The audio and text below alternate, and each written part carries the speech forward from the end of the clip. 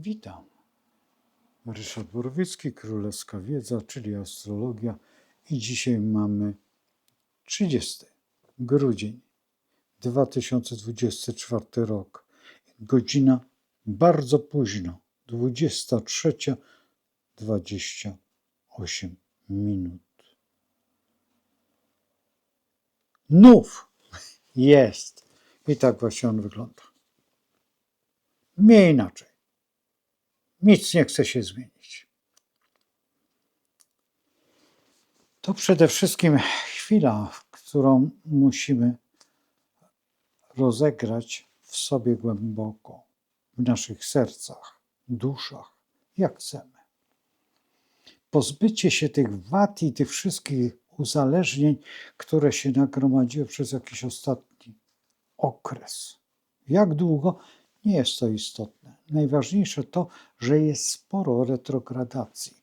W retrogradacji jest przede wszystkim Mars, który nam daje tą energię, i w dodatku jest Jowisz, który to wszystko rozdmuchuje i rozgrywa, i także w tym wszystkim jeszcze bierze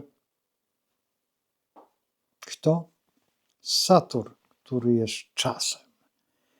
Czy Saturn jest ważny? Czas najważniejszy, bo w nim żyjemy i on określa nam nasze zadania.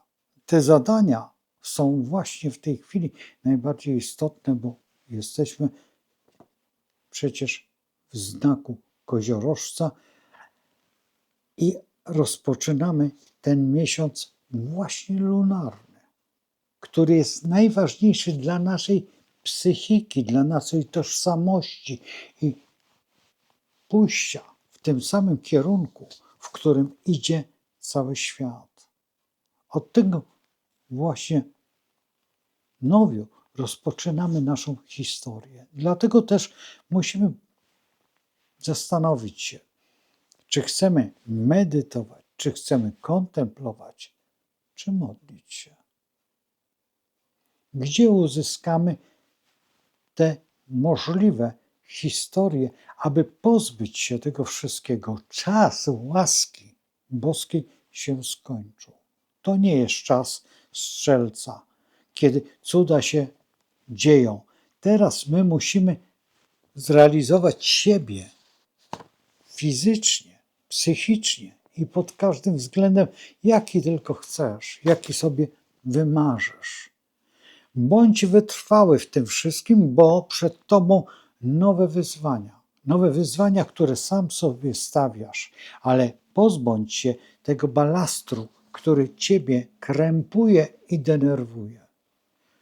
Trzeba brać pod uwagę jeszcze jedną rzecz, że Mars też jest w retrogradacji, a on zatrzymuje to wszystko i rozlicza nas. Jowisz, który bierze w półkwadracie z Merkurem i z Saturnem udział, to też jest w pewnym sensie krzyż, ale pół i potrafi też nieźle nas nakierować.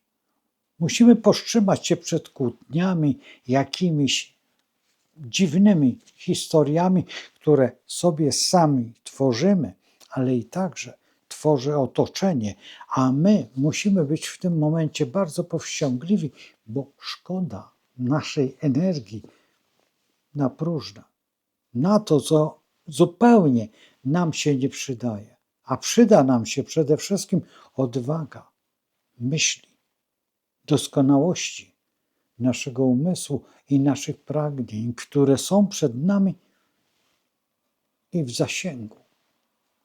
To jest najważniejsza cecha tego właśnie nowiu, chociaż jest okrutny, bo w koziorożcu. Ale wszystkie planety chcą tego, abyśmy mogli zastanowić się nad jedną rzeczą. Czy chcemy się pozbyć tego wszystkiego, tych naszych błędów?